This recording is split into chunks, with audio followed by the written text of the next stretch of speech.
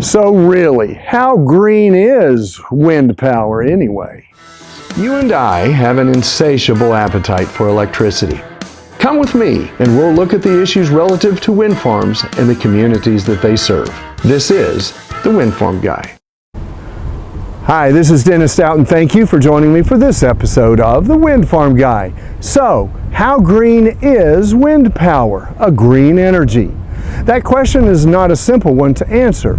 Of course, the wind blows across the landscape without creating carbon emissions. But catching the energy in that wind isn't that easy.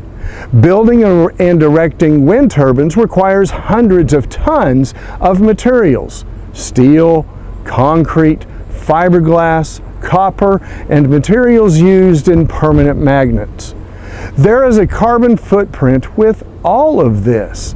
Making the steel in blast furnaces requires the combustion of coking coal. Mining metals, including rare earths, is energy intensive. And the production of concrete also produces lots of carbon dioxide.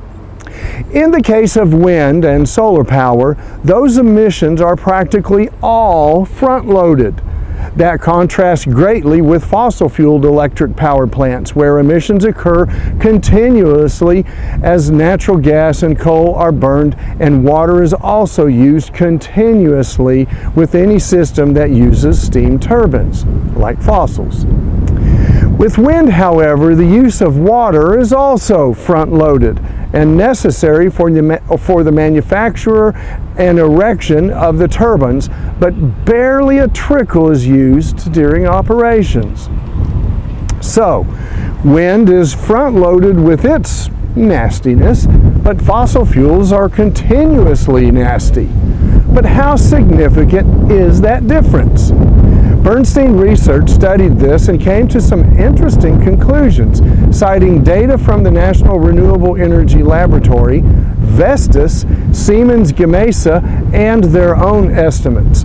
Bernstein determined that the biggest contributors to the carbon footprint of wind turbines are steel, aluminum, and epoxy resins. How do they stack up? Well, the steel tower makes up 30% of the carbon footprint. The concrete foundation is 17%, and the carbon fiber and fiberglass blades are at 12%. That's just part of the story, though. Remember, most everything is front-loaded. So amortizing the carbon cost over the decades-long lifespan of the equipment, Bernstein determined that the wind power has a carbon footprint 99% less than coal-fired power plants, 98% less than natural gas, and surprising 75% less than solar. Wind is the best of all. Furthermore, they figure that wind turbines average just 11 grams of CO2 emission per kilowatt hour of electricity generated. That compares with 44 grams per kilowatt hour for solar, 450 grams for natural gas, and a mammoth 1,000 grams for coal. But beating them all is nuclear power at 9 grams per kilowatt hour. Oh, but wait. Thanks to advancing technology, these numbers are not static. Coming on strong are offshore wind turbines. The General Electric's Halide X has blades 360 feet long.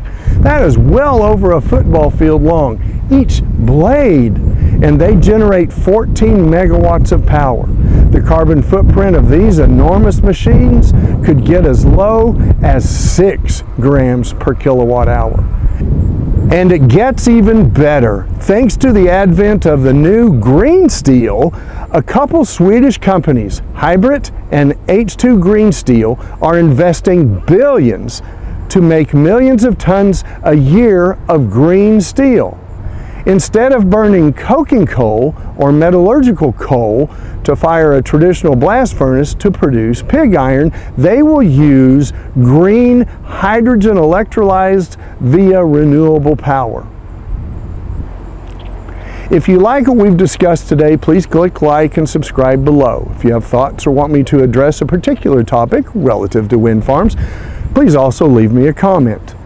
And efforts are being made to reduce the carbon footprint on the back end of wind and solar projects. How?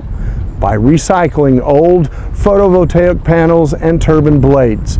In Italy, a company called Sassil wants to recycle 3,500 tons of old solar panels a year, while Veolia in France plans to increase the capacity of its panel recycling to 4,000 tons a year.